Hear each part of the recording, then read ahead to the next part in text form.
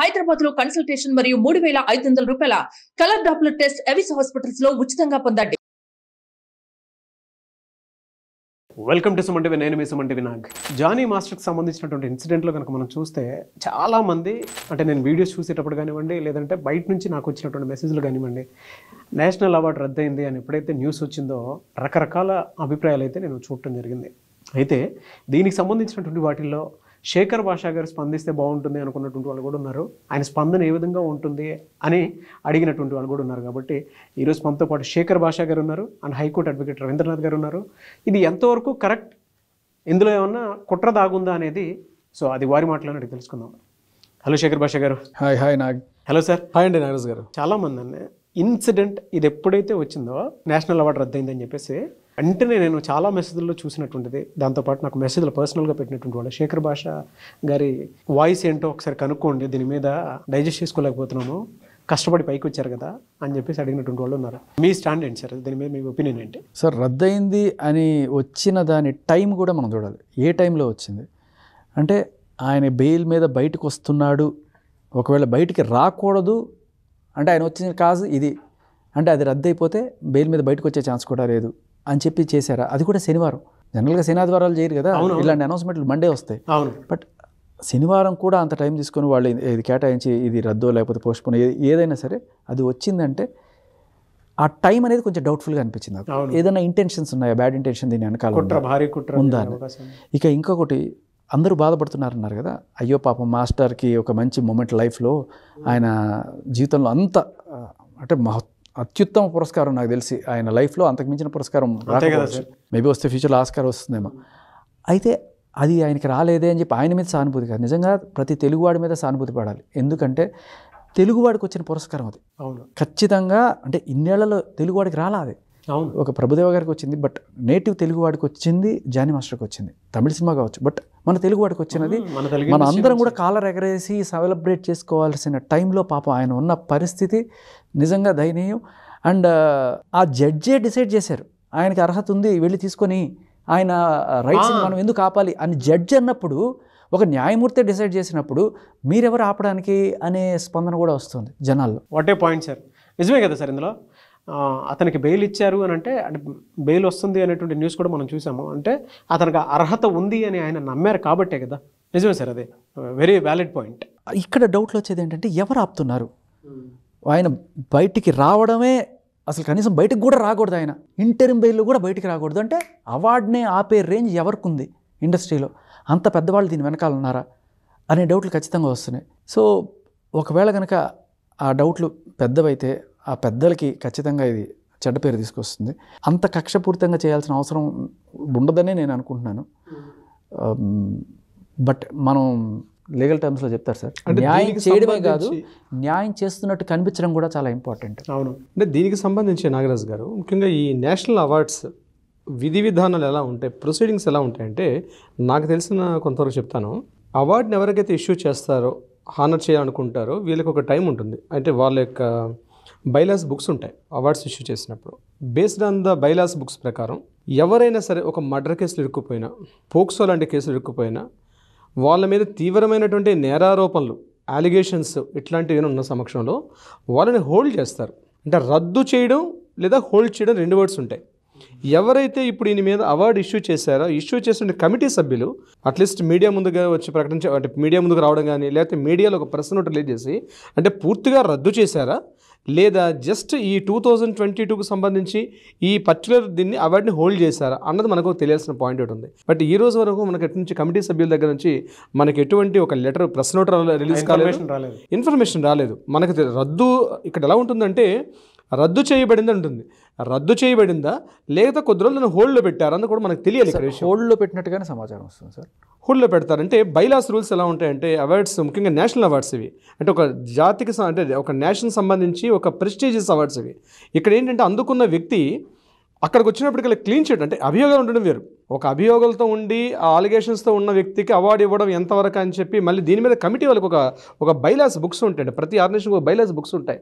So ఇప్పుడు ఈయనకి Johnny మాస్టర్కి సంబంధించినటువంటి అటువంటిది ఏదైనా ఉందా అన్నది ఫస్ట్ తెలియాలి. మీరు చూడండి, ఎగ్జాంపుల్ మీకు చెప్తాను. కొంతమంది వ్యక్తులు ముఖ్యంగా పొలిటీషియన్స్ ఒకటి మీద అలిగేషన్స్ ఉన్న క్రిమినల్ కేసులు, మర్డర్ కేసెస్ ఉన్నప్పుడు కూడా వాడు ఎమ్మెల్యేగా కంటెస్ట్ చేయొచ్చు.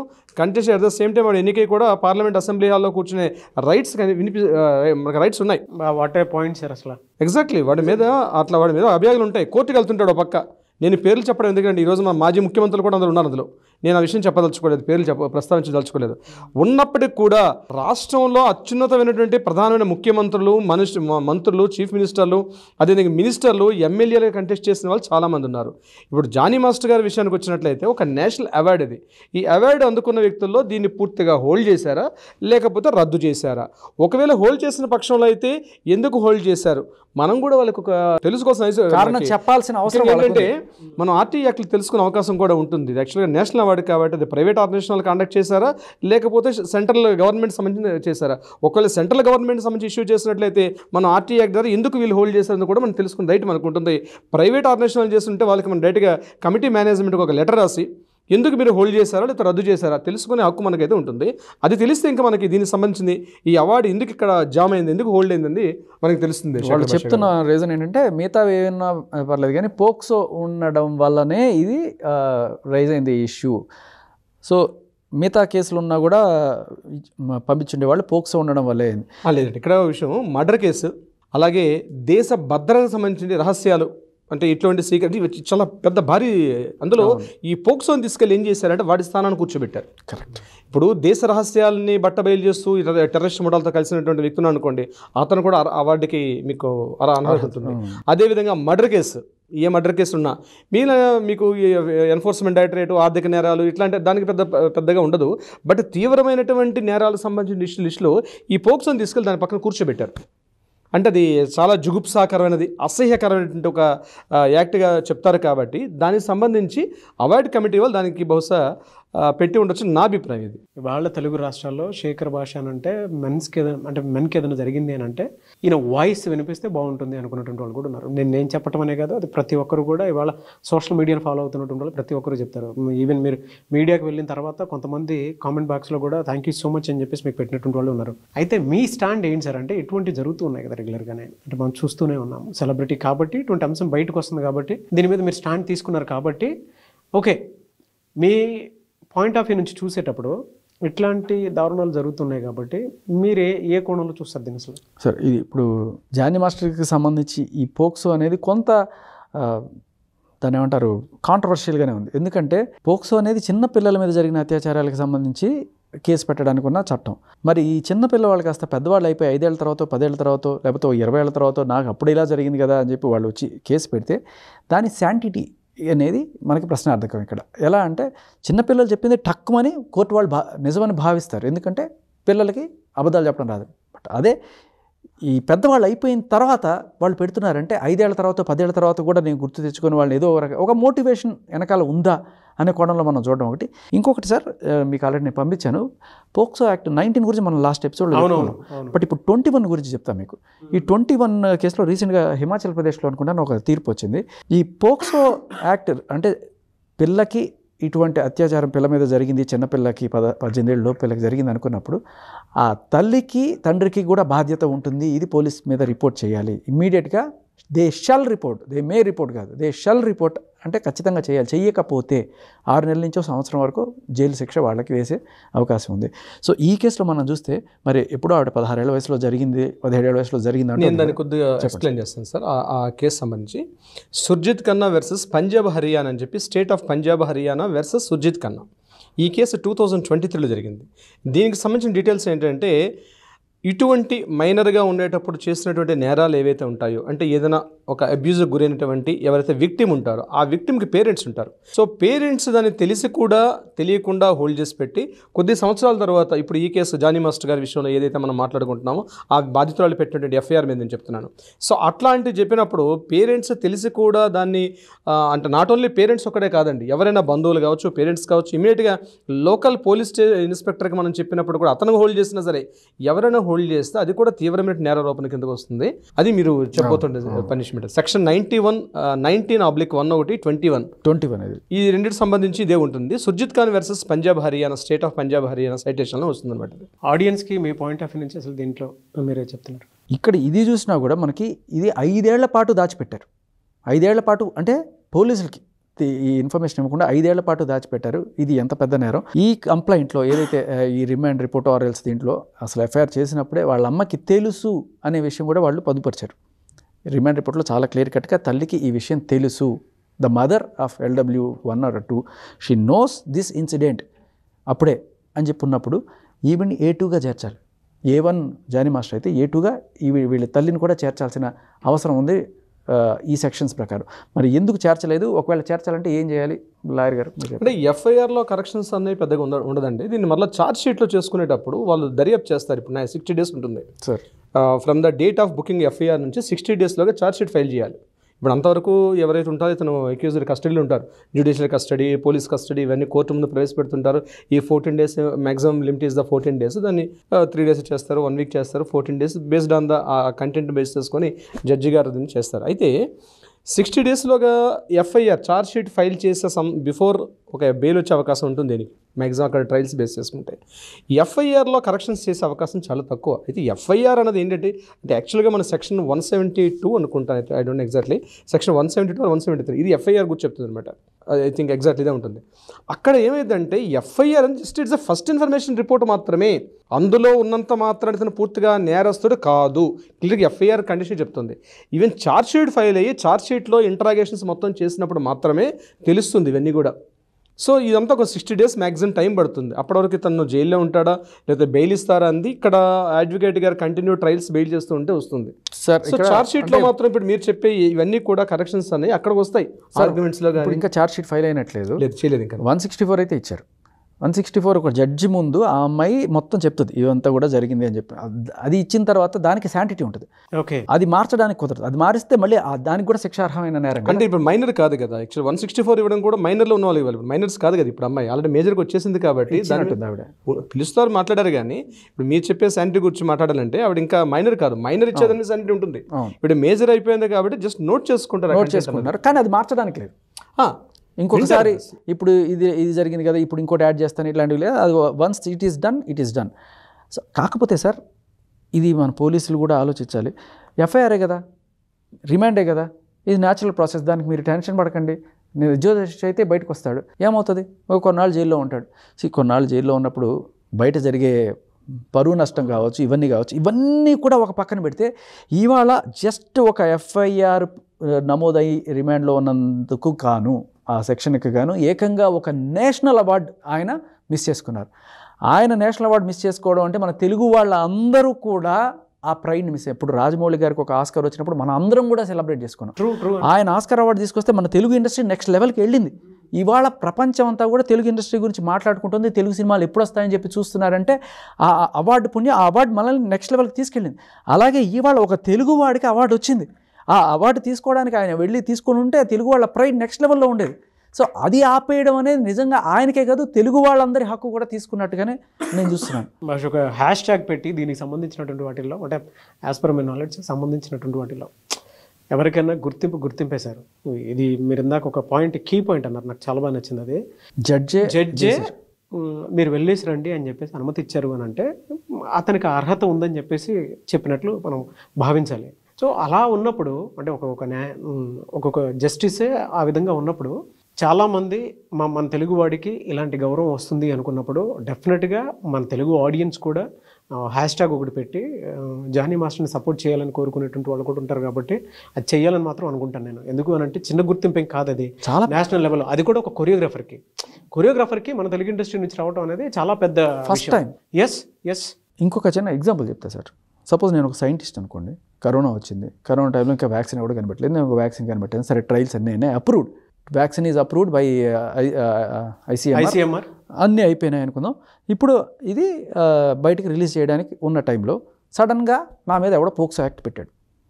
ఓకే, సో వీడిని లోపల వేయండి లేకపోతే ఇంకోటి చేయండి, వీడి కామాంధుడు అది అని చెప్పి అంటే ప్రూవ్ కూడా కాల, ఇంకా పోక్సో యాక్ట్ నా మీద వచ్చేసింది.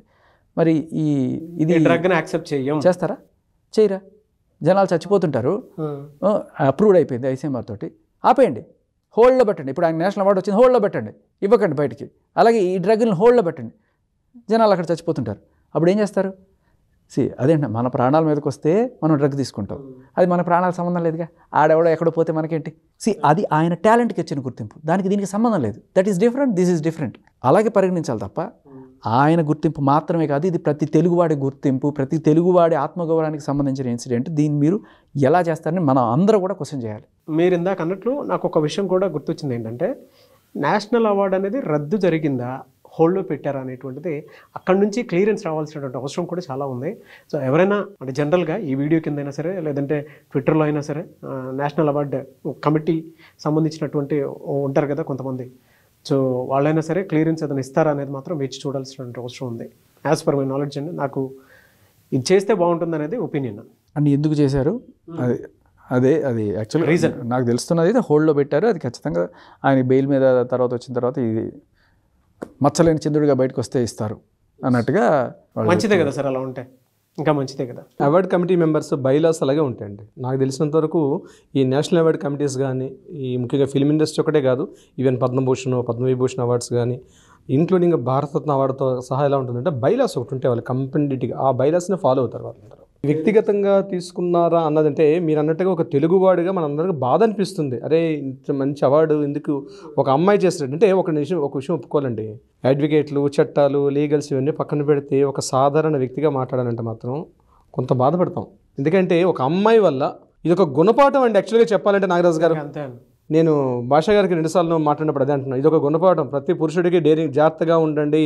అమ్మాయిలంటే అమ్మాయిలు కాదు, మొనదేలటి చురకత్తులు వాళ్ళు, ఏ క్షణమైనా అదును తప్పారా అవి మీరు కూర్చోడం కాదు సార్. అదే అంటున్నాను. ఇప్పుడు ఇలా అయితే మనుషుల మీద నమ్మకాలే పోతాయి సార్. నిజంగా ఒక అమ్మాయి మనస్ఫూర్తిగా ప్రేమించి వచ్చినా, లేకపోతే నిజంగా ఒక అమ్మాయి ఫుల్లీ టాలెంటెడ్, నిస్వార్థంగా, అంటే ఎటువంటి బ్యాడ్ ఇంటెన్షన్ లేకుండా మన దగ్గర పనిచేయడానికి వచ్చినా అనుమానించాల్సిన పరిస్థితులు ఇవాళ. అమ్మాయిని మనస్ఫూర్తిగా నన్ను లవ్ చేస్తున్నా అని చెప్పి వచ్చినా కూడా ఎందుకు మనం ఈ అమ్మాయి నన్ను ఏం చేస్తున్నా అని ఒక డౌట్ కోణంతో చూస్తాము. అది హ్యూమన్ రిలేషన్స్ స్పాయిల్ అవుతున్నాయి. అండ్ అలాగే వర్క్ ఫోర్స్లో కూడా ఇది ఎఫెక్ట్ పడుతుంది. అండ్ వీటన్నిటికీ కూడా కారణం, ఇప్పుడు ఒకడేదో రౌడీజం చేసి డబ్బులు సంపాదించాడంటే ఒక కత్తి తీసుకొని రాయ్ డబ్బులు ఇవ్వరు అని చెప్పి బెదిరించి తీసుకున్నాడు. ఇంకోటి ఏదైనా సరే దొంగతనం చేసాడంటే వాడేదో ఒక ఇల్లీగల్గా చేస్తున్నాడు. ఇవాళ వైజాగ్లో కేసు మీరు చూడండి, ఆ అమ్మాయి ఇప్పటిదాకా నేవీ ఆఫీసర్స్ అంటే, పొలిటీషియన్స్ అంటే, బ్యూరోక్రాట్స్ అంటే అందరి మీద ఈ హనీ ట్రాప్ వేసి వాళ్ళ మీద కేసులు పెడతాను అని కేసులు పెట్టి కొన్ని వాళ్ళ దగ్గర నుంచి డబ్బులు, అంటే వీళ్ళ చేతుల్లో కత్తి ఏంటి, చట్టం. వాళ్ళకి అనుకూలంగా ఉన్న చట్టాలు వీళ్ళు వెళ్ళి కేసులు పెట్టలేరు, మాకు వాళ్ళకి అనుకూలంగా లేవు చట్టాలు, వీళ్ళు వెళ్ళి కేసులు పెడుతున్నారు, వాళ్ళని బెదిరిస్తున్నారు, లాగుతున్నారు డబ్బులు. 498 కావచ్చు, 376 కావచ్చు, 493 కావచ్చు, ఇవన్నీ కూడా వాడుకొని భయంకరమైన ఎక్స్ట్రాక్షన్. ఇవాళ ఆవిడ ఎఫర్ట్స్కి మెచ్చి ఆవిడని రిమాండ్లోకి పంపించారు వైజాగ్లో.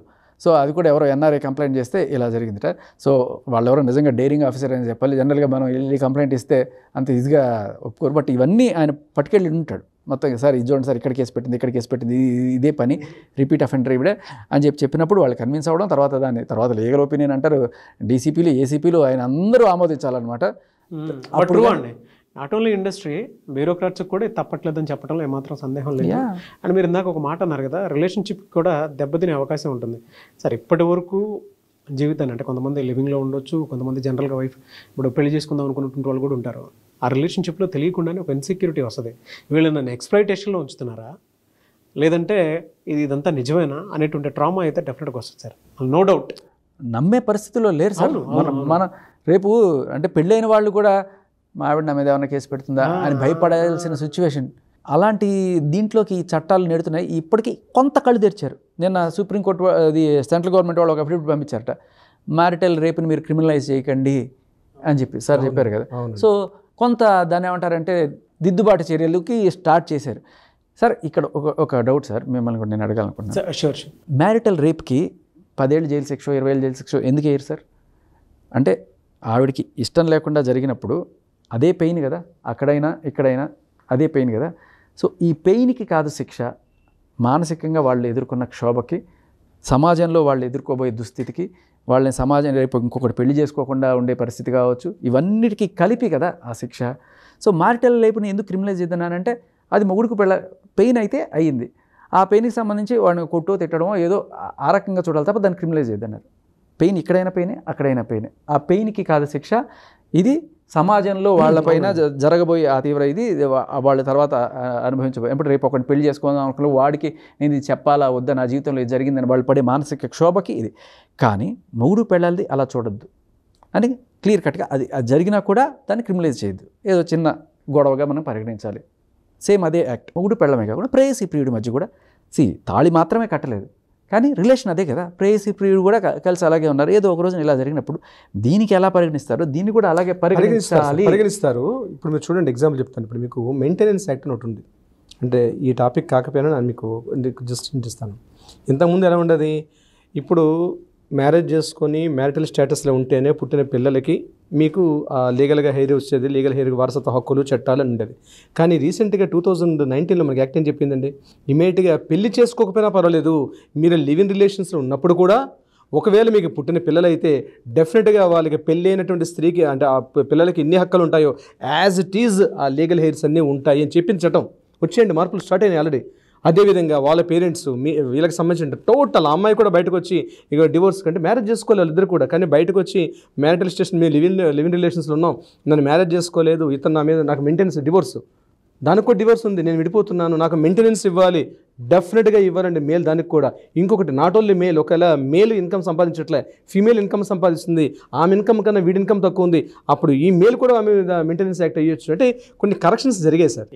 పిల్లలు లీగల్ హెయిర్స్ కూడా ఇద్దరు పుట్టిన పిల్లలు ఉన్నారు. పిల్లల హక్కుల గురించి ఒక మాట మాట్లాడతాను సార్.